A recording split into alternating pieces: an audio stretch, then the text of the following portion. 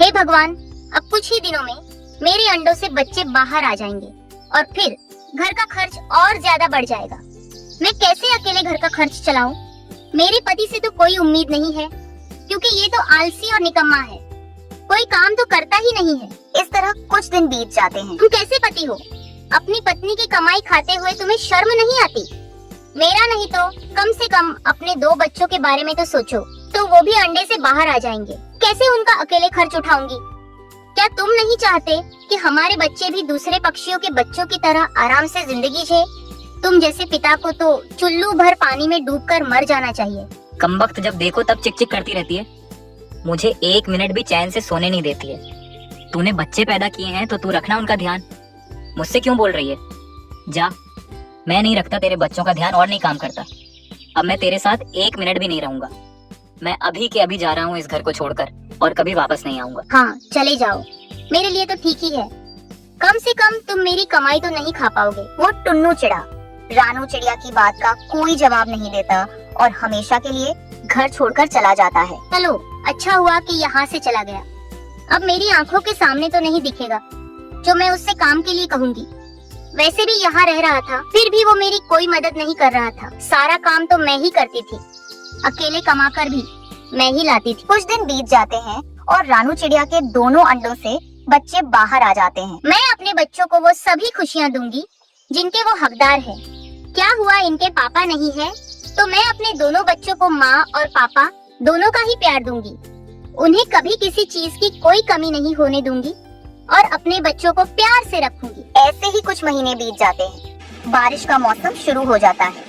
कई दिनों तक लगातार तेज बारिश होती रहती है। ये बारिश तो कहर बनकर बरस रही है और रुकने का नाम ही नहीं ले रही है। बारिश की वजह से मैं तो काम पर भी नहीं जा रही हूँ और तो और घर का सारा राशन भी खत्म हो गया है। मैं तो भूखी रह लूंगी, लेकिन अपने छोटे छोटे बच्चों को भूखा नहीं देख सकती हूँ। वो अभी छोटे हैं, वो भूखे नहीं रह पाएंगे। मम्मा, आप क्या कर रही हो? मुझे बहुत भूख लगी है, मुझे जल्दी से कुछ खाने को दो। अब मैं और भूखी नहीं रह पाऊंगी। गुड़िया, मेरी बच्ची, तुम थोड़ी देर रुक जाओ। हो सकता है कि थोड़ी देर में बारिश रुक जाए, फिर मैं तुम्हारे लिए खाने को कुछ ले आऊंगी। अभी तब तक तुम पानी पी लो। नहीं मम्मा, मैं पानी नहीं पीऊंगी। आप 2 दिन से सिर्फ हमें पानी पिला रही हो, भोजन तो खाने के लिए दे ही नहीं रही हो। मम्मा, अब तो आप चली जाओ। मेरी बेटी गुड़िया, मैं मजबूर हूँ। मैं इतनी बारिश में बाहर जाऊंगी तो जाऊं कैसे? काफी देर तक भी बारिश नहीं रुकती। देखो, अब तो बारिश भी नहीं रुक रही है। ऐसे क्या हम भूखे बैठे रहेंगे? हाँ मम्मा, अब तो मुझे भी बहुत भूख लग रही है। मम्मा, कुछ खाने के लिए लाओ ना। ठीक है मेरे बच्चों, मैं जाती हूँ। जब आपको इतनी भूख लगी है तो मैं पड़ोस वाली गोरी बहन के घर पर पूछ कर आती हूँ। तुम दोनों घर पर ही रहना। रानू चिड़िया तेज बारिश में भोजन के लिए निकल जाती है और गोरी के घर आकर आवाज लगाती है। गोरी बहन, अरे ओ गोरी बहन, जल्दी से दरवाजा खोलो और बाहर आओ, मेरी मदद करो। रानू, क्या हुआ? इतनी तेज बारिश में तुम मेरे घर क्यों आई हो? क्या बात है? गोरी बहन, मैं आपको क्या बताऊं, बारिश बहुत तेज हो रही है, जिस वजह से मैं काम पर भी नहीं जा रही हूँ। घर का राशन भी खत्म हो गया है। मेरे बच्चे भूख से तड़प रहे हैं।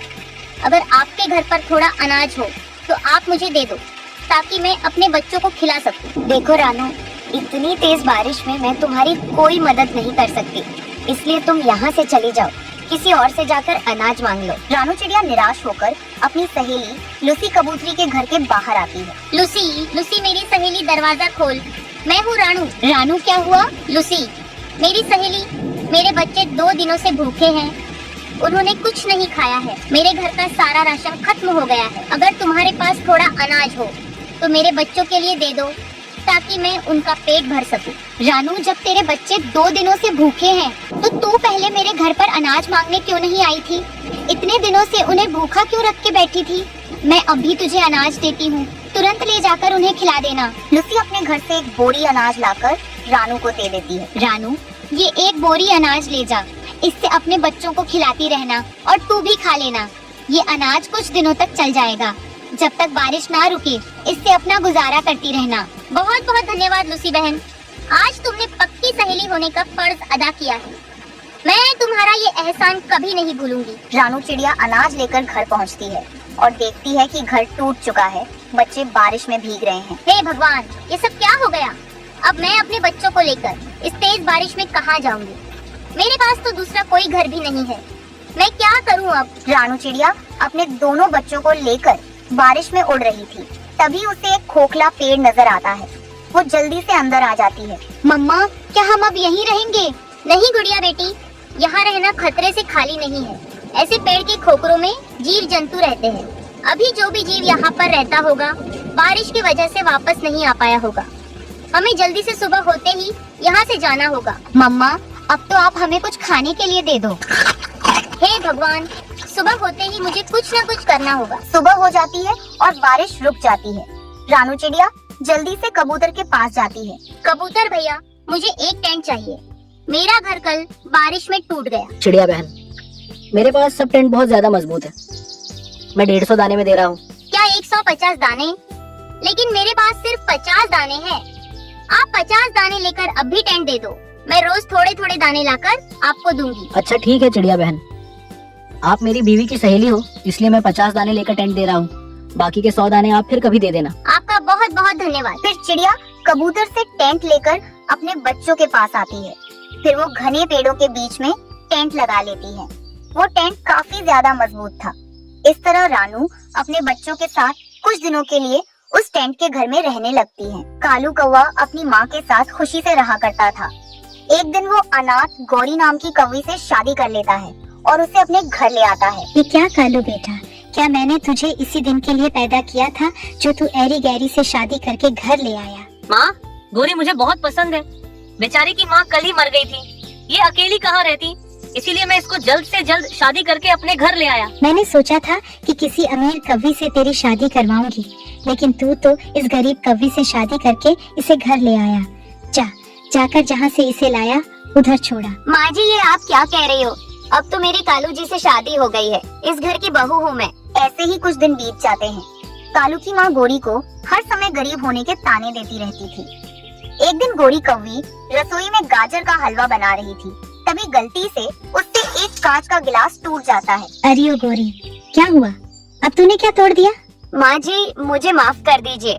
गलती से मुझसे ये कांच का गिलास टूट गया। अरे ओ गौरी, तूने तो अपने घर से कुछ भी दहेज नहीं लाया है और मेरे घर आकर महंगे महंगे कांच के गिलास तोड़ रही हो। माँ जी, मुझे माफ कर दीजिए। आइंदा से मैं ध्यान रखूंगी।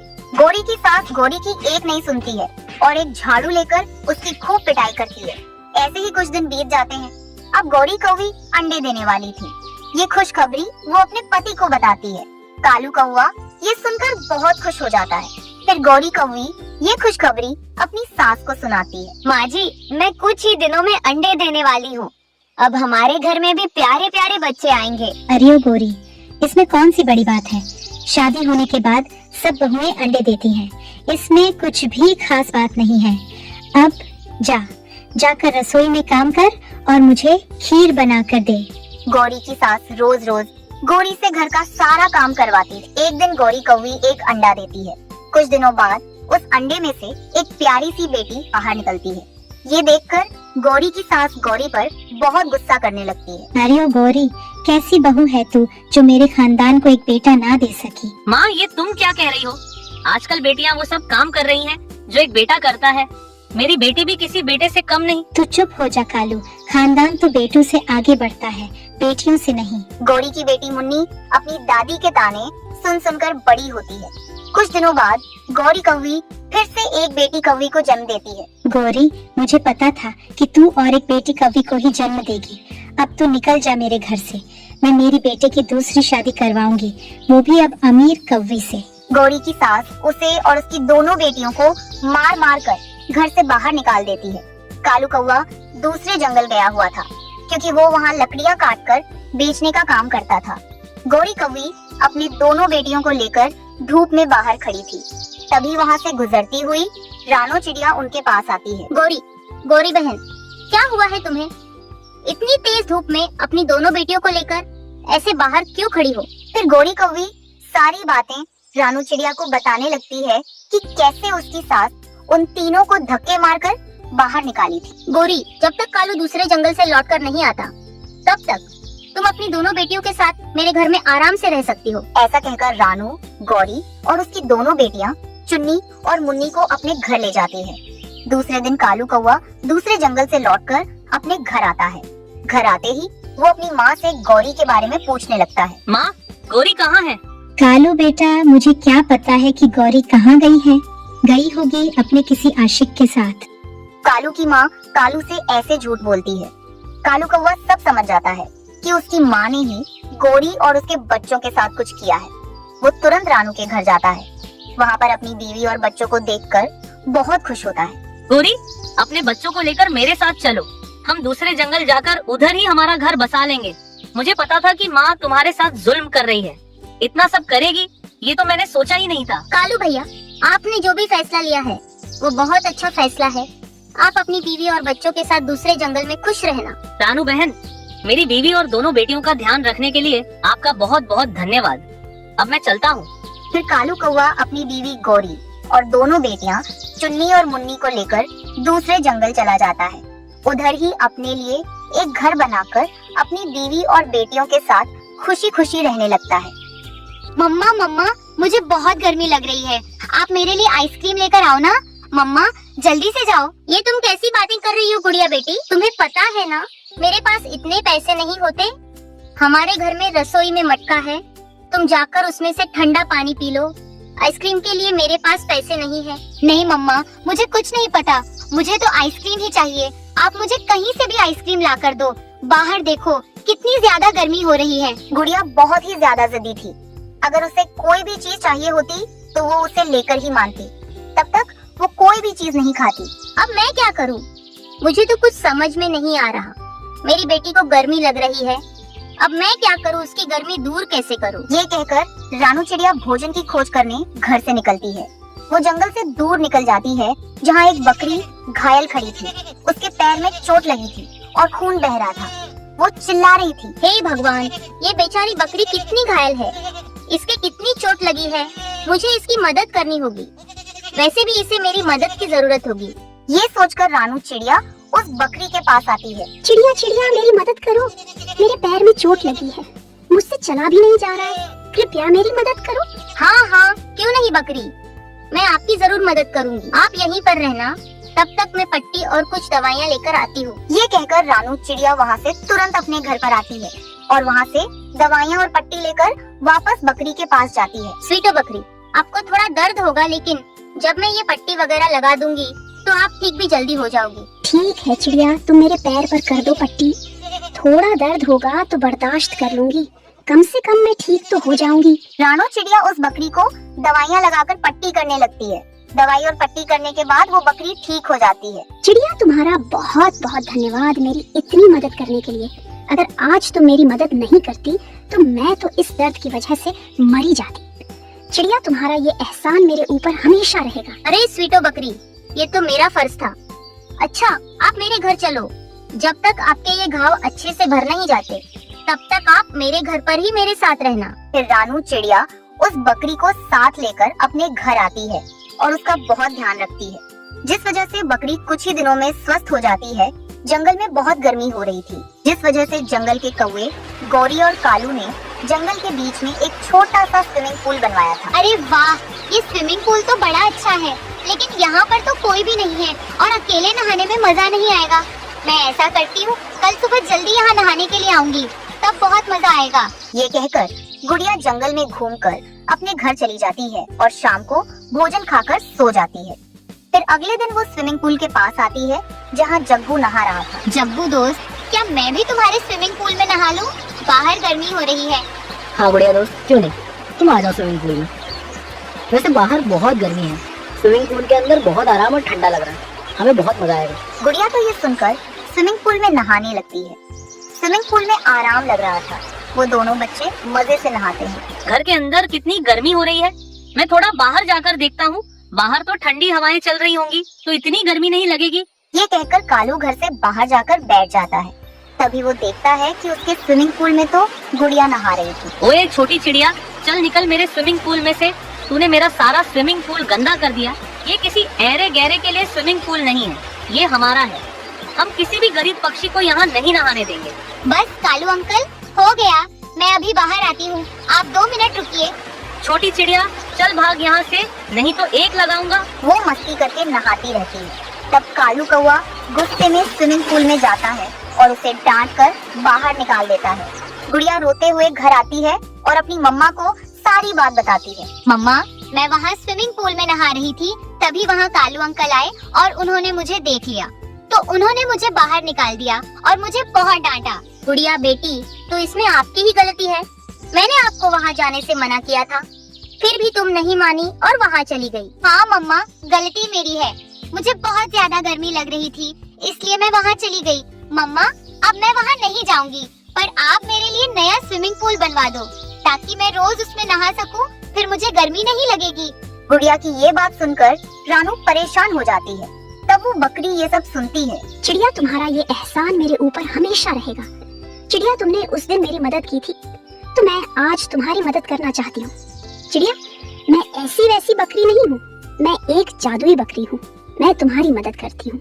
ये कहकर वो जादुई बकरी अपने मुंह से सोने के सिक्के निकालती है। वो वहाँ पर सोने के सिक्कों का ढेर लगा देती है और उन्हें रानू को देते हुए कहती है, अच्छा चिड़िया, अब मैं चलती हूँ, मेरे जाने का समय आ गया है। ये कहकर वो जादुई बकरी वहाँ से चली जाती है। वो दोनों माँ बेटी तो इतने सारे सोने के सिक्के देखकर बहुत खुश होती है। इस तरह रानू चिड़िया आधे सोने के सिक्के बेचकर अपने लिए नया बड़ा सा स्विमिंग पूल बनवाती है, जिसमें गुड़िया खुशी खुशी नहाती है। और फिर कुछ सोने के सिक्कों से रानू चिड़िया घर में ऐसी लगवाती है। अब माँ बेटी को घर के अंदर गर्मी नहीं लग रही थी, अब वो दोनों आराम से गर्मी का मौसम काटते हैं। ऐसे दोनों माँ बेटी खुशी खुशी रहने लगती हैं। रानू चिड़िया गर्भवती थी। अब मैं क्या करूं? सब पक्षी अपने अपने घर बनाने में लगे हुए हैं, लेकिन मैं अपना घर कैसे बनाऊं? मुझसे तो उड़ा भी नहीं जाता है और ना ही अपने लिए भोजन लेने जाया जाता है। ऊपर वाले, आप ही मेरी मदद करो। ऐसे धीरे धीरे कुछ समय बीत जाता है और रानू चिड़िया 3 अंडे देती है। बारिश का मौसम तो बहुत करीब आ गया है और मैंने तो 3-3 अंडे दिए हैं। मैं कैसे अपने अंडों को सुरक्षित रख पाऊंगी? ऐसे ही कुछ समय बीत जाता है। रानू के अंडों से 3 बच्चे निकलते हैं। रानू के बच्चे बहुत प्यारे थे। उसकी 2 बेटियां थी और 1 बेटा। रानू तो ये देखकर बहुत खुश थी। अचानक से आसमान पर काले बादल छा जाते हैं, बिजली कड़कने लगती है और तेज हवाएं चलने लगती हैं। हे ऊपर वाले, ये कैसी कठिन परीक्षा है। मेरे बच्चों के साथ आज ऐसा मत करो। वो अभी अभी तो अंडे से बाहर आए हैं। अगर बारिश शुरू हो गई तो मेरा तो ये टूटा फूटा छोटा सा घोंसला बारिश के पानी से भर जाएगा। तभी एक तेज हवा का झोंका आता है और चिड़िया के तीनों बच्चे और चिड़िया घोंसले सहित नीचे गिर जाती है। अरे ये क्या हो गया? हमारा तो घोंसला भी टूट के नीचे गिर गया। मेरे बच्चों, तुम्हें कुछ हुआ तो नहीं?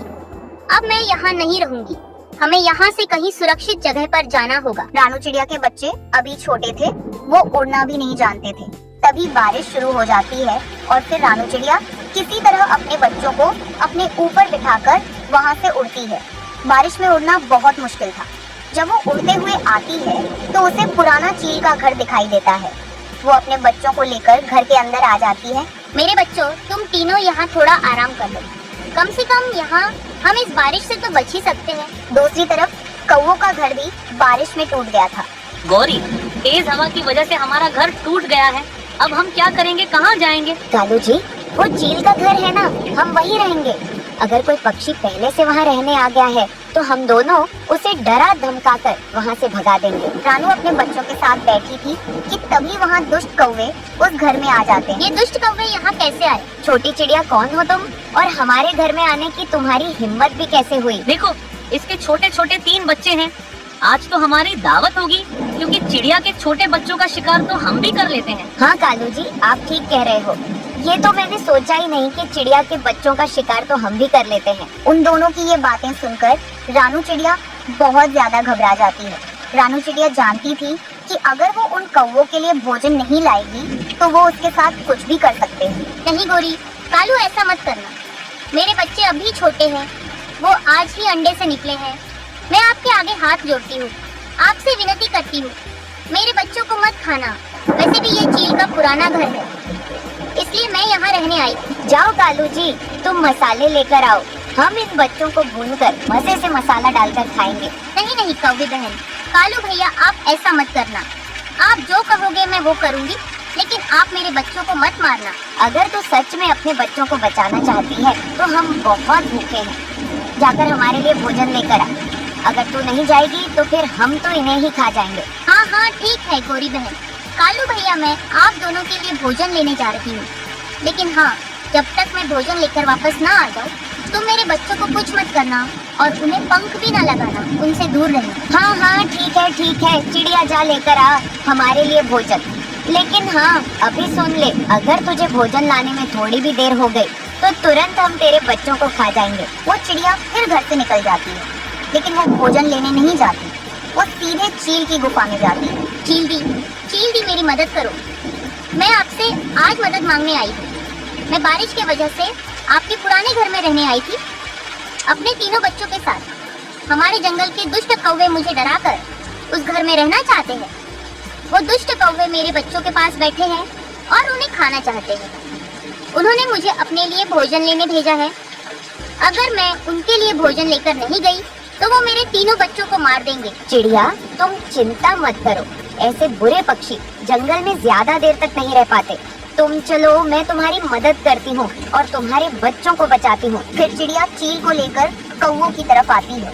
कौवे तो घर में बैठे रानू का बेसब्री से इंतजार कर रहे थे। रानू के तीनों बच्चे तो डरे हुए बैठे थे कि तभी रानू वहाँ चील को लेकर आ जाती है। कालू और गौरी चील को देखकर डर जाते हैं। चट चील दी आप यहाँ? कौवो ये क्या तुम्हारा घर है जो तुम यहाँ आकर चिड़िया को डरा रहे हो? हाँ ये हमारा घर है। अच्छा अभी याद दिलाती हूँ ये किसका घर है। तब चील उन पर हमला कर देती है, जिसमें वो दोनों बहुत घायल हो जाते हैं और वहाँ से चुपचाप भाग जाते हैं। चील दी आपका बहुत बहुत धन्यवाद जो आपने मेरी मदद की और आकर मेरे बच्चों को बचा लिया। अगर आज आप ना आती तो ये कौवे मेरे बच्चों को मार देते। चिड़िया इसमें धन्यवाद की क्या बात है, ये मेरा घर है। आज से ये घर तुम्हारा हुआ।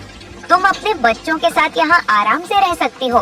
तुम्हारे बच्चे भी सुरक्षित रहेंगे और अगर फिर से तुम्हें कोई परेशान करे तो मुझे बता देना। फिर वो चील वहाँ से चली जाती है।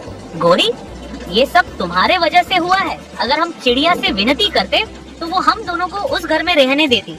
डराने धमकाने के चक्कर में चिड़िया जाकर चील को बुलाकर ले आई। अब देखो हम दोनों बारिश में भीग रहे हैं उस चील से मार खाकर। ऐसे कौवे बारिश में भीग रहे थे। रानू चिड़िया उस घर में अपने तीनों बच्चों के साथ खुशी खुशी रहने लगी। दिन नदी के पास रानू चिड़िया को कुछ मूंगफली के बीज मिलते हैं। ये क्या? ये किसके बीज है? लगता है कोई मीठे फल के बीज है। चलो मैं इसको अपने घर के पास मिट्टी में बो देती हूँ। जब जंगल में भोजन खत्म हो जाएगा तब मुझे इस बीजों से मीठे मीठे फल मिलेंगे। रानू इस बात से अनजान थी कि वो मूंगफली के बीज है। चिड़िया उन बीजों को अपने घर के पास मिट्टी में बो देती है और रोज पानी देने लगती है। ऐसे ही कुछ दिनों बाद उस जंगल में भोजन मिलना मुश्किल हो जाता है। सारे जंगल के पक्षी अपने लिए दूर जाकर भोजन लाते हैं। गौरी क्या तुम जानती हो अब जंगल में भोजन मिलना मुश्किल हो चुका है? अब हम दोनों क्या खाएंगे? कालू जी मैंने कुछ दिनों पहले एक अमरूद के पेड़ को देखा था। उस पर कुछ अमरूद लगे हुए थे। उस दिन अमरूद काफी कच्चे थे।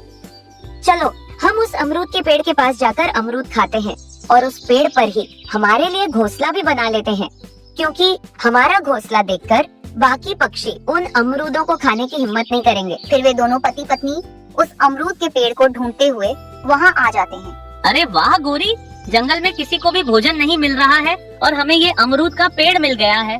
चलो हम गर्मी के मौसम में आराम से अमरूद खा सकते हैं। कालू जी अब आप बातें ही करते रहोगे या घोंसला भी बनाओगे? गौरी अभी मैं जाकर कुछ सूखे तिनके ले आता हूँ। फिर वो दोनों पति पत्नी अमरूद के पेड़ के ऊपर घोंसला बना के आराम से रहने लगते हैं। माँ भूख लग रही है। माँ कुछ खाने के लिए है तो दो ना। बच्चों जंगल में भोजन मिलना बहुत मुश्किल हो गया है। चलो हम तीनों भोजन की खोज पर चलते हैं। मम्मा चिड़िया अपने दोनों बच्चों को लेकर भोजन की खोज कर रही थी। तभी उसे अमरूद का पेड़ नजर आता है। माँ ये देखिए, ये पेड़ पर तो अमरूद लगे हुए हैं। अरे ओ छोटी चिड़िया, कान खोलकर सुन ले, इस पेड़ के सारे अमरूद मेरे हैं। तुम अपने बच्चों को ले जाकर कहीं और भोजन ढूंढ लेना।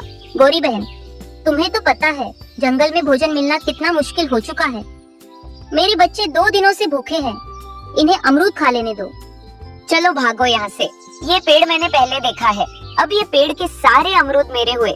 अगर कालू यहाँ आ गया तो तुम सबको चोंच से मार के भगा देगा। वो नदी के पास पानी पीने गया हुआ है। बेचारी चिड़िया कर भी क्या सकती थी, वहाँ से अपने बच्चों को लेकर घर आ जाती है। माँ ये पौधे किस फल के हैं? ये आपने कब लगाई है? गुड़िया बेटा, कुछ दिन पहले ही मैंने ये पौधे लगाए हैं। मैंने सोचा था ये मीठे फलों के पेड़ है, लेकिन इन पौधों में से तो कुछ भी फल नहीं लग रहे हैं। माँ, शायद ये मूंगफली के पौधे हैं। मैंने किताबों में देखा था, वो ऐसे ही दिखते हैं। मूंगफली? लेकिन इस पर तो कोई भी मूंगफली नहीं लगी हुई है। मूंगफली पेड़ के ऊपर नहीं लगते हैं, वो पौधों के नीचे लगे हुई रहती है। आप इसको एक बार उखाड़ के देखो माँ। फिर रानो चिड़िया सारे मूंगफली के पौधों को उखाड़ कर देखती है तो उसमें ढेर सारे बड़े बड़े मूंगफलियां लगी हुई रहती हैं। इतनी सारी मूंगफलियों को देखकर रानो चिड़िया बहुत खुश हो जाती है। उनमें से कुछ मूंगफलियां निकालकर चूल्हे में रखकर भून लेती है और फिर रानू और उसके दोनों बच्चे मजे मजे से भुने हुए मूंगफलियां खाने लगते हैं। गुड़िया बेटा, जंगल में भोजन न मिल पाने के कारण कई सारे पक्षियां ऐसे ही भूखे रह रहे हैं और कुछ पक्षी तो भूख से मर रहे हैं। इसीलिए तुम कुछ मूंगफलियां तोते और कबूतर चाचा को दे आओ। माँ, आप गोरी आंटी को एक भी मूंगफली मत देना, उन्होंने हमें अमरूद खाने नहीं दिया। हाँ हाँ ठीक है गुड़िया, अब जल्दी जाओ। गुड़िया कुछ मूंगफलियां कबूतर को और कुछ मूंगफलियां तोते के परिवार को दे आती है। ऐसे ही कुछ दिनों बाद कौवा और कौवी उस पेड़ के सारे अमरूदों को खा जाते हैं। अब उनके लिए खाने के लिए कुछ भी नहीं बचा था। कालू जी, सुना है वो छोटी चिड़िया मूंगफली की खेती कर रही है। हाँ, अगर तुम उस दिन उनको अमरूद खाने के लिए दे देती तो आज चिड़िया हमको भी मूंगफलियां दे देती। अब तुम्हारी वजह से मुझे चिड़िया से मूंगफलियां मांगना बहुत शर्मिंदा महसूस हो रहा है। इस तरह कालू और गौरी अपने घमंड के कारण भूखे रह जाते हैं। दूसरी तरफ रानो चिड़िया अपने बच्चों के साथ मूंगफलियों की खेती करते हुए खुशी खुशी से रहने। जंगल में तेज बारिश हो रही थी। रानो चिड़िया अपने घर में बैठी अपने बच्चों के साथ समोसे और पकौड़े खा रही थी। बारिश तो बहुत तेज हो रही थी। रानो चिड़िया अपने घर में बैठी थी कि तभी उसे किसी की आवाज सुनाई देती है। गुड़िया बेटी, बाहर से किसी की आवाज आ रही है, क्या आपको भी आ रही है? हाँ हाँ मम्मा, मुझे भी आ रही है आवाज। आप जरा देखो तो जाकर बाहर। चिड़िया ये सुनकर बाहर आती है। जब वो घर के बाहर आती है तो देखती है कि उसके घर के बाहर तो एक कौवा बैठा था। क्या हुआ है कौवे, तुम क्यों रो रहे हो? चिड़िया रानी, मैं तुम्हें क्या बताऊं, मेरी जिंदगी में बहुत दुख है, मैं बहुत दुखी हूँ। बताएं बताएं कौवे भाई, आप क्यों इतना दुखी हो? अगर मैं आपकी मदद कर सकूंगी तो जरूर करूंगी। आप बताओ। नहीं नहीं चिड़िया रानी, नहीं कर पाओगी आप मेरी मदद, कोई नहीं कर पाएगा मेरी मदद। वैसे कौवे भैया, आप तो इस जंगल के भी नहीं हो, क्या आप किसी दूसरे जंगल से आए हो? हाँ चिड़िया, मैं दूसरे जंगल से आया हूँ। वहाँ पर मेरी पत्नी ने किसी और कौवे से शादी कर ली है और मुझे छोड़ दिया है, इसलिए मैं उस जंगल को ही छोड़कर यहाँ आ गया हूँ। ऐसा करो कौवे भैया, आप मेरे घर के अंदर आ जाओ। बाहर बारिश हो रही है तो ऐसे अगर आप बारिश में भीगोगे तो बीमार पड़ जाओगे, इसीलिए मेरे घर के अंदर बैठ जाओ। ये कहकर चिड़िया कौवे को घर के अंदर ले आती है। कौवा तो घर के अंदर आकर बहुत खुश होता है। तब